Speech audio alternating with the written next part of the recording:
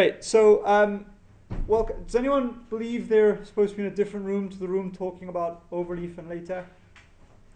You're closing your laptop, does that mean you're leaving? No. Yeah. Because it's got press-resistant battery and everything. Cool. There's a plug behind, actually, if you needed it there.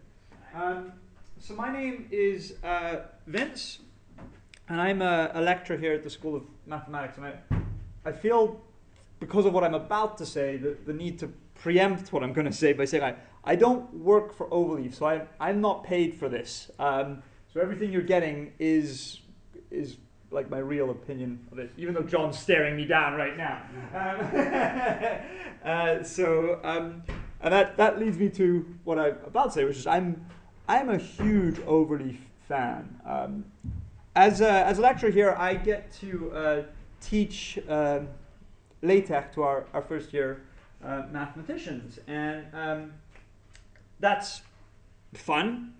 And came with a huge challenge when I started teaching it, was that installing LaTeX is hard. It can be very hard.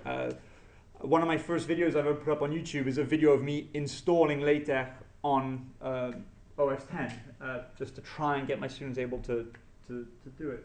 And then I thought, well, we're getting to these cloud systems that can do these things. And I remembered back when I started my PhD looking if there was a cloud system, just when Google Docs kind of existed. I was like, is there a similar cloud system? And there was something, but it didn't really work very well. And so I tried again when I started teaching it. And I found Overleaf. And Overleaf is, well, just made my life incredibly easier from the point of view of teaching, because I just teach students how to use LaTeX. I don't have to worry about them being able to install something, files breaking, not pointing at the right thing. I just teach them LaTeX. And I've tried quite a few other cloud-based systems, and I actually used to have YouTube videos for all different systems to kind of come across as unbiased. Students can use whatever they want. And I've stopped that now. I just recommend Overleaf because I was spending so much time fixing things that would break on other systems. So it is incredibly robust. People at Overleaf have built a wonderful tool. So in this workshop / demo, which is probably the correct thing for it to be called, I'm going to talk about it a little bit. By the way, Overleaf are giving out a year free of their Pro account. So if you haven't already, I would go to that URL there and sign up, and then you can use the Pro account. If you go to Overleaf, you see a website like so, and what's interesting is you don't see, correct me if I'm wrong, John, apart from the merger with Share LaTeX, you don't really see the word LaTeX anywhere, right? And if you look at that, you don't actually even see any LaTeX code in there. And what you have here is what's called the rich text editor, and I'm going to speak about that in a little bit. And I remember when Overleaf brought that out, and John, you talked about this a bit in your keynote, how you guys really did speak with your user base and stuff. And you might not remember, but I remember when you brought out your rich text editor, you and I had a conversation about it, and I was actually like, no, I can't believe you brought this out. I'm someone who uses this for teaching LaTeX. My students are not going to need to learn to use LaTeX because they can just use this rich text editor where there is no LaTeX code. I was like, oh no, I'm going to have to find something else. And you and I went back and forth about it, and not because of John, I'm not saying you weren't charismatic in your response, but not because of John, but my opinion about this rich text editor has completely changed, and I will walk you through why that is. So before I carry on, just so I get an idea of people in the room, how many people know how to write LaTeX? What do you mean by no? How many people are comfortable if I said we're going to write a LaTeX document? How many people would like to look a little in? Okay. So for those of you who would like to work along what we're doing, or perhaps learn a little bit more about LaTeX itself, this is a set of notes by Geraint. Geraint's here, by the way. He's helping out. It's a very good set of notes. It's called a refresher session. It's one of the comments I've made to you that you should you told me I made this comment, I forgot. You should rename this to just be Introduction to LaTeX or something. And it's a very nice set of notes just walking through doing LaTeX. So we're going to kind of write some LaTeX at the same time. So anyway, if you're following along, hopefully you've gone to Overleaf. Potentially you've created an account, potentially picked up the free Pro account. And I'm going to click on my projects. You can see I'm not lying, I do use this. Multi-hole problem and the effect of goats. This is a paper that Nicoletta has been writing and stuff like that. And I'm just going to click on New Project here. I'm going to click on New Project. Lots of things come up. So talking about specific ways to write for an academic journal, specific other things. I'm going to click a blank paper. And what comes up is a LaTeX editor on your left, okay, and the rendered version of your document here. So from a teaching point of view, this is absolutely fantastic because in about 3 minutes, students can start learning LaTeX as opposed to 3 minutes to go to the correct site to decide if they're going to install MacTeX or TechLive and then start installing it before they get anywhere. So this just gets you straight here. And then we can start. So I'm going to say title, some thoughts about collabw 2018. I'm going to say that the date is today. And again, if you're not too familiar with LaTeX, forgive me, but essentially the way it works is I write code on the left, and it's going to render this on the right. I say make title to make the title that I just made, and this is a demo session on writing LaTeX with Overleaf. And then if we wait a little bit while that renders,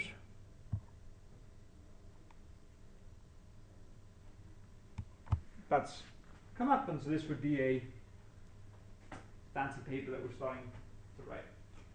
And I can do other things. So if I go to the oops, COO, please don't be something terrible. Please don't be something terrible.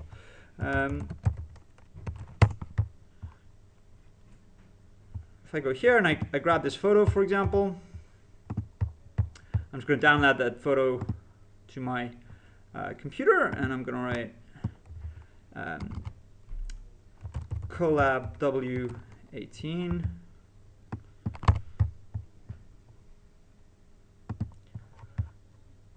And I can, just like you'd expect, I can say I want to add a file. So I'm going to go to Files, Upload from my computer. You can see there's stuff that I can go directly to my Dropbox account or things like that. And let me include that picture.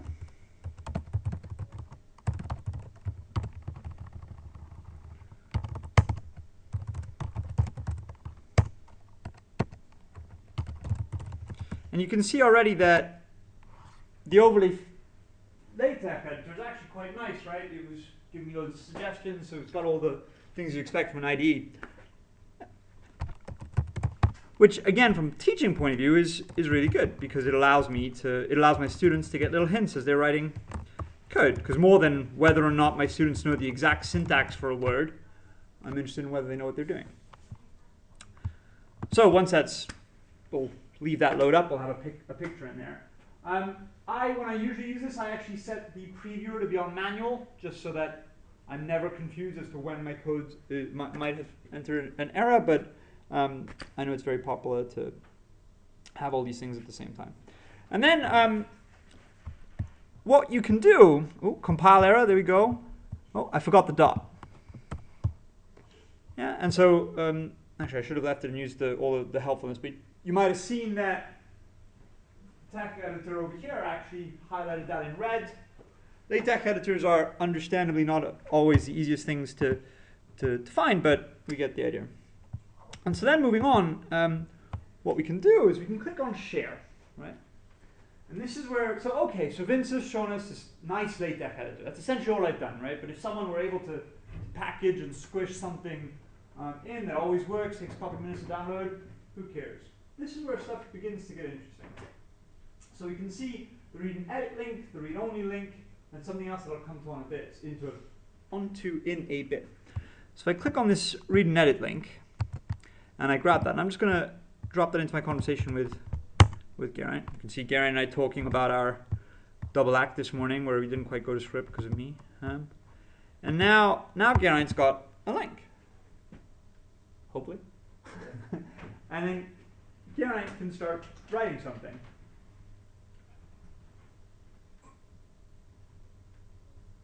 Hopefully. So he just typed that, and now it says this is Geraint. Okay? And so that's fantastic. That's, you know, really, really useful when it comes to collaborating. And now, this is where what I was talking about my relationship with a rich text editor comes in. Because from a student's point of view, this is fantastic. They can use LaTeX and it's great. But LaTeX also has this rich text editor. So someone can write stuff here without needing to know how to use LaTeX, without seeing more than they need to. So this is kind of hidden away, etc., etc. And so this is one of the places where Overleaf is a fantastic collaborations tool, because you can be working with someone who doesn't know LaTeX. But the important thing is they don't need to, right? You can just pass them this, and perhaps if you're writing the equations, so I'll say this is Geraint, and I'll say, because Geraint's still got the rich text mode. This is Geraint. Geraint, can you add those equations you did here, please? So it's nice. It's got a nice commenting feature in the rich text editor. And so then I'll go here and I will keep writing about the study as a subject matter expert in the problem about the thing. And so then all of a sudden, Geraint writes some equations. So one of the main use cases of LaTeX is often seen as something for writing equations, because you can do that. Okay, so Geraint should do something there, and me as a someone who's never used LaTeX before, I don't even need to know that, but I can still collaborate with him using my own machine. And so this actually is something I have used. I have used this, and it was years after our conversation, John, and all of a sudden I was like, this is what John meant. That the real wonderful thing about LaTeX, about Overleaf, is that you can still use this piece of software, and you can still benefit from all the wonders of LaTeX itself with people who don't need to know it. So I've had lots of people saying, oh yeah, but I do need to use Word, or I do need to use this, or I do need to use that, because sometimes I collaborate with people who don't know LaTeX. That's not a good reason anymore. You can still use the best tools for the job using this way. And said you can benefit from all the other things that Overleaf has to offer as well, such as being able to directly publish from it. So one of the other, in case you're wondering to see what that is, you can click on it and it just shows you the LaTeX code there.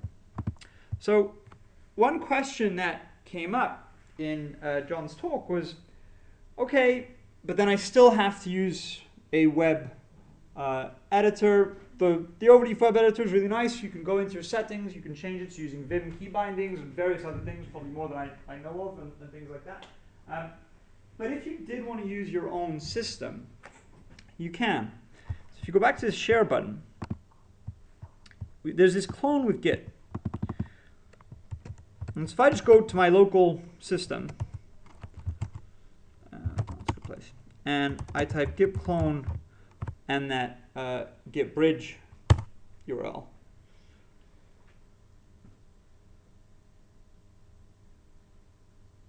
that all comes down. And now I've got that address there.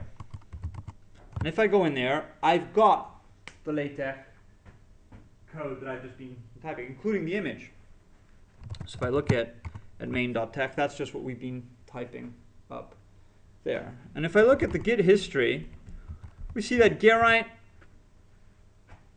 updated on Overleaf, anonymous, project created, so all those things just happen, and it's a Git repo, it's a Git repository. So if I go in there and I say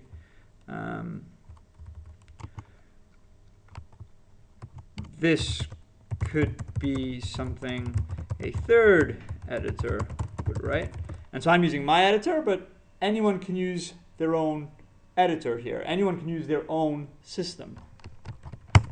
So now if I look, there's some unstaged changes, and I will just commit them, add a line that doesn't say much. And now if I push that, that's gone, and then if we go back to Overleaf, this is something that a third editor would write, okay? And so that's really where things get wonderful, because you can start to work more or less however you want with Overleaf in the middle. Yep. I'm sort of afraid to ask questions. Please, no, please. I should have. I'm afraid I'll be jumping ahead to what you're doing. Two things. One, if you're doing it in either on your machine, well, on your machine makes more sense. Can you sort of insert those comments anyway? Yeah. So if by copying it, and what happens when you push that back if Geraint made changes? Great questions. Great questions. So if you look, so now I'm in the LaTeX editor. The comment I added through the rich text editor, is a wrapper around LaTeX commenting. My understanding is that you're going to get something else at some point, but for the moment, that's that. Yeah. So can I add comments? Yes, I can. So locally, normally what I would do when I'm working with someone is I would add a comment directly in the LaTeX code saying, we need to adjust this at some point, right? So, yep, you can definitely. I didn't know to get it, if they're looking at it from the rich text, is there a minimum amount of that you need in there for it to appear in the rich text? I don't know the answer to that question. Can you write the comments in LaTeX for it to appear in the rich text? Yeah, if you go back, I mean, so effectively we just, for the rich text mode, we just pass it and look for comments of that form with a percent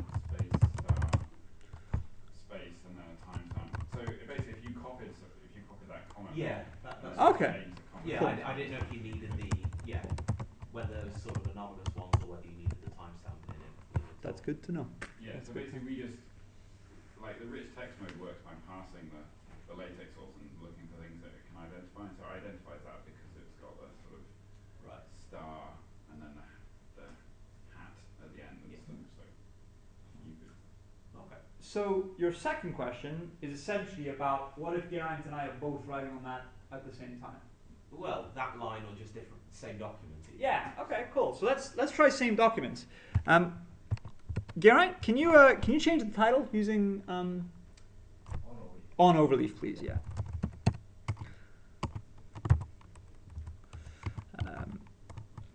And what I will do is I will change this to the word I meant to say, which was author. Okay. So now it doesn't really matter which one of us finishes first, right? Because both of those scenarios are the same question. Yeah? So I'm going to go, I don't even know he's working on this, right?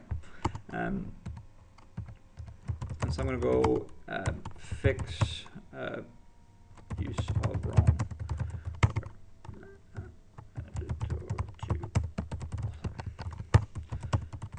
I'm guessing you're done, yeah?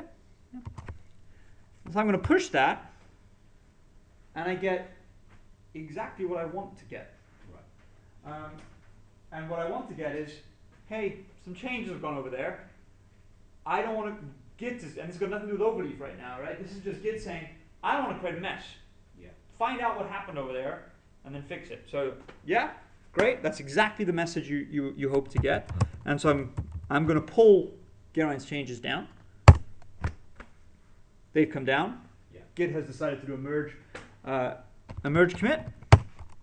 And there we go. And so if I take a look at the history, I fixed the use of the word wrong, of the wrong word. Geraint made that fix, and then my merge commit happened to squish those changes together. And then if I push, and now if we take a look, Geraint changed the words. Did you change? Was that not what was there? I believe you. Yeah, great. And then also that says author.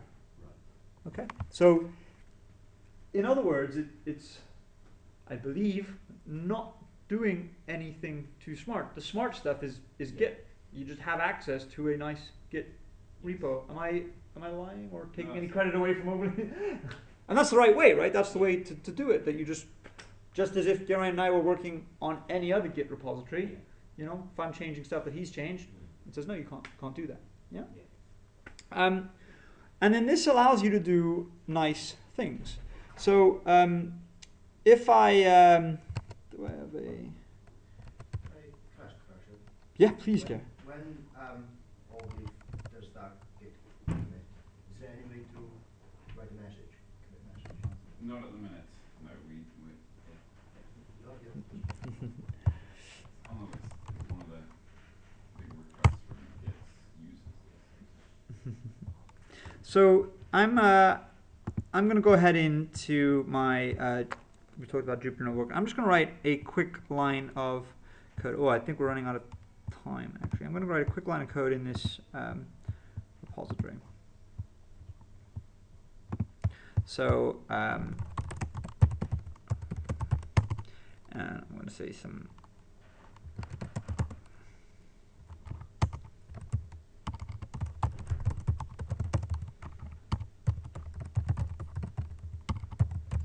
let me get 50 rows of 2 columns of data, and let me put that into a, if you don't know Python, don't worry, this isn't the point. The point is I've got some code that's doing something.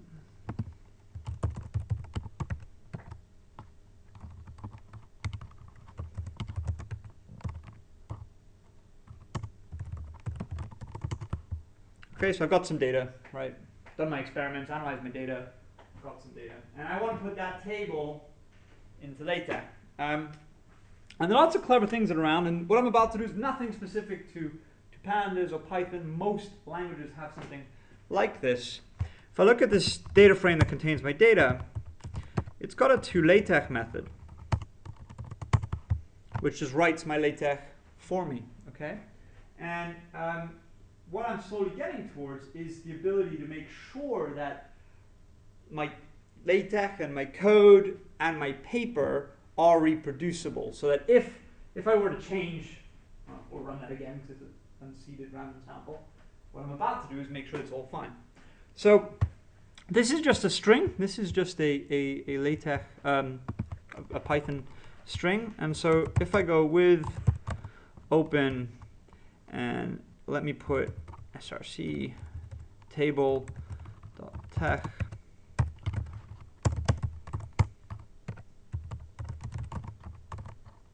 So that's going to die because I don't have a src. If I do that, all I've done is in this src is now a file with that LaTeX code. That LaTeX code that, as I do my experiments, could change and change and change and change and change. And so, hi. Sorry, in 5 minutes, can you start moving back? Perfect. Thank you. I could go, here is the data we analyzed. Is that the American spelling? Forgive me. Pandas is actually using a nice way of displaying tables using book tab. And LaTeX has a piece of a command called input. And input is fantastically useful. Essentially, it's one of my most used tools in LaTeX, because anything that your code can output to a file, you can include it here. Because remember, all I output is the LaTeX code to that table, and so I'm just getting it and sticking it right here.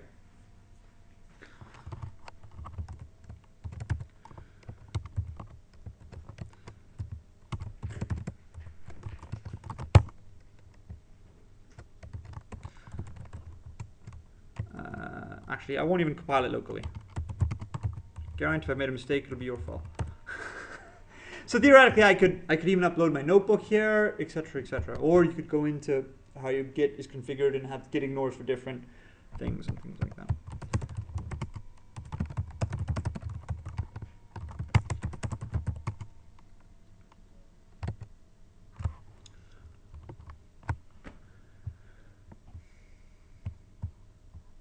And there is the 50 lines of code, right? So just stepping away from Overleaf, that's just an extra kind of tip about best use of LaTeX itself in conjunction with things. If you're writing anything that's coming out of your software, don't. Get the software to do that too. And to be honest, most of that can be done with input. All right. That was very brief. We're supposed to tidy up now, but kind of the conclusion is, I came to LaTeX to teach because it got over it's hard to install, can't click the correct button to install a thing.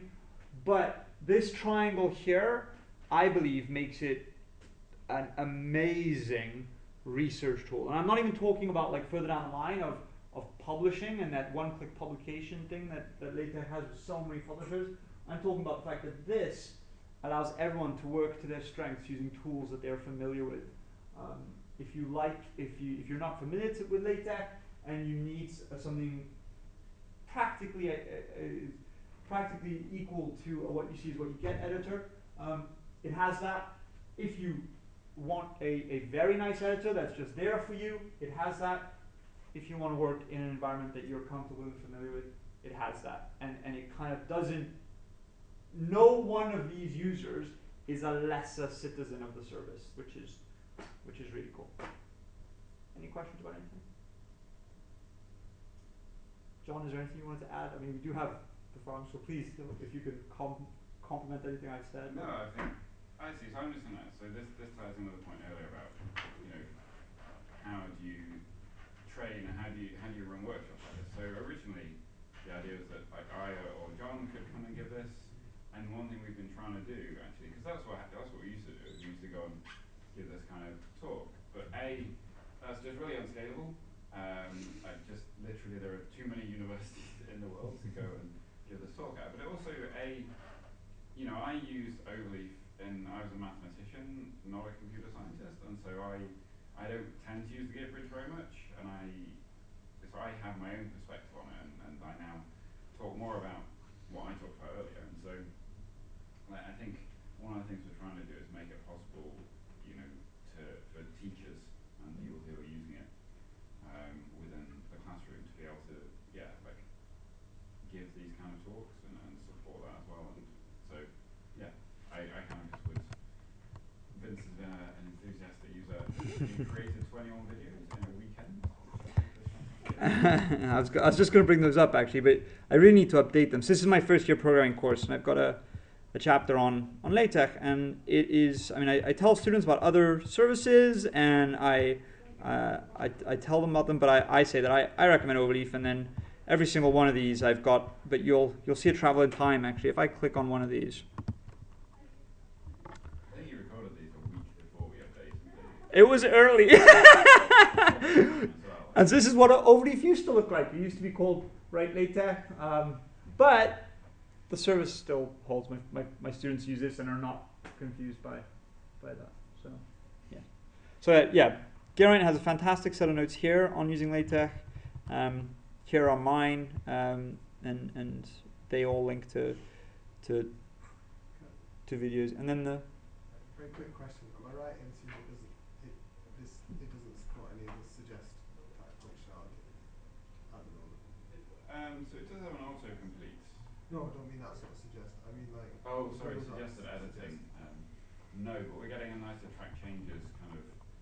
So you'll be able to turn on track changes and have a more inline sort of track changes view. Getting there. And the other thing, and again, I'm not paid by Overleaf. I sometimes come across as a bit of a fanboy. And I had things I didn't like with it at the start. You also have quite a nice blog and things like you're putting in. You've had some really nice blog pieces written about like the story and the history of LaTeX, and specific things and technical things that are also nice. So there's lots of resources around. Anything else anyone would like to know? Thanks very much.